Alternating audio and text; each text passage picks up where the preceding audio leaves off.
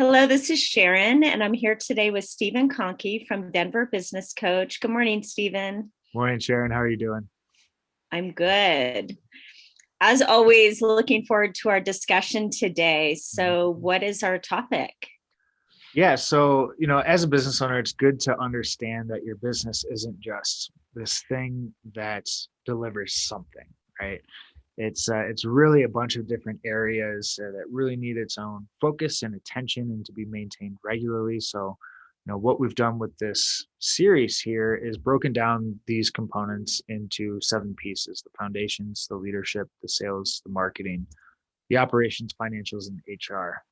And this series is all about putting together the tips and insights to help business owners implement new things in these areas. So, with that, today we're really going to be focusing in on that HR piece and more specifically the employee development process. All right. Well, let's start then with a little bit more of an explanation of Mhm. what do you mean by employee development process? Yeah, it sounds intuitive, right? But Mhm. as a leader of the business, you should really know your employees' hopes, dreams, desires, and you should have a clear understanding of what each employee wants as a goal of working with your business. And with this, you can help them put together a plan to accomplish these goals professionally and personally. That's a big difference here for a lot of other development programs. For instance, if you have an employee, their goal is to purchase a home within the next year. You can help that as their employer, you can help that employee really reach that goal, keep them accountable by checking in, asking about their progress, and you have the power to alleviate some of those roadblocks that really um, that people can experience when trying to make that purchase. So that's just one example for that. But we're focusing in on both the professional and the personal side of development of that individual. So, as business owners, we have so many things on our plate and so many Mhm. things we're trying to move forward. And this sounds like it's really going to take some thought and some time. So, explain to me why it's so important to have this kind of development process in place. Why is it worth me investing my time in that? Yeah, it's great. I'm going to butcher this quote, but there's a great quote out there that's, CFO goes to CEO and says, what if we invest all this time and all this money into this individual and they leave? And the CEO says, what if we don't and they stay? And so it's really about investing into your people, and the return that you get on that investment is going to be much, much greater than if you don't pay attention, if you just assume or hope that they're going to get to where they want to go. In one way, this is about social psychology and around the law of reciprocity. When someone does something nice for you, you want to do something nice in return. But Mhm. well beyond that, we're talking about employee ownership mentality, which is something we really strive for here. And when this is done well, and you've really kind of been able to facilitate this, your employees start making decisions as if they're the owner of the business. They start making actions or doing actions rather as if they're an owner of the business. And this is something we're really looking to accomplish.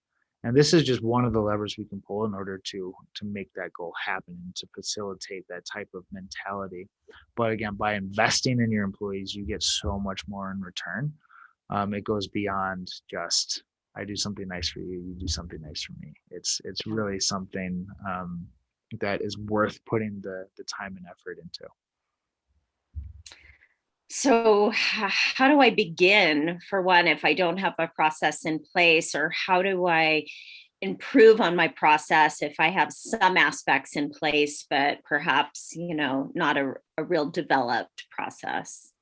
Yeah. So to really start, I have a couple. I'm working with a couple of people that are beginning this stage. It's just going to your employees, sitting down with them, and saying, you know, what do you want? What are your goals? Do you want to develop yourself as this really great leader? Do you want to increase your knowledge in this particular area of business? Do you want to, where do you want to advance from a professional standard? A lot of small businesses have employees that are trying to get a better understanding of what their role is, what their career path is. And as much as we harp on and keeping people around for as long as possible, there's a good chance that at different stages people are going to leave. And it's much better for you to say, let me help you get to that next stage, because the what can come back from that's great. So again, to start, it's asking, what do you really want, both professionally and personally, and then the follow up on that is the important part. Quarterly, monthly, however you want to structure that, saying, what roadblocks are you experiencing? Or, are you on track for this? It could be just a simple check-in for that. If you're already doing something like this, it could be time to really integrate it into the business itself in terms of a powerful process. So what I mean by that is creating custom incentive plans around those particular topics, around those developmental goals for this person. So, going back to the leadership example, if I really want to develop as a leader, my manager can say, hey, when you accomplish goal X, Y, and Z, I'll send you to this leadership conference where you're going to really spend a week and immerse yourself into awesome leadership tools or in speakers. That can be super incentivizing for someone who has that as their goal. On the personal side, if it's to buy a house, you can do something like, hey, once you able to purchase that house, I'll help you I'll buy a couch. I'll do something like that. Yeah, I know a guy who bought a year's worth of lawn care as a reward for accomplishing a goal. So you can tie your incentive plans specifically to the developmental goals that your employees have, and that's going to have a much greater effect on being able to accomplish that. I love that, Stephen. And let me ask you this, is it a misconception that this is really for larger size businesses, or would you also apply this process to a business that has, say, 2 to 3 employees? Yeah, I don't think you can be too small. Well, you can incentivize yourself as a solopreneur, but it's if you have 2 or 3 employees and being able to work something like this into how your business operates, that is going to have a massive impact. The smaller your team is, the greater impact that this type of process is actually going to have. Because again, we want the ownership mentality to be facilitated here, and to have 3 rock star people that are all acting like owners within a business, that is going to scale your business up way faster than if you just said, great, here's your job, do this, clock in, clock out, have a good day. Really investing again into your employees at any stage of business is well worth the investment. Love this conversation today, Stephen. What do you have to say to wrap things up? Yeah, if you're a business out there that's really looking to implement some sort of developmental program within your business, easiest way to get in touch with us is denverbusinesscoach.com.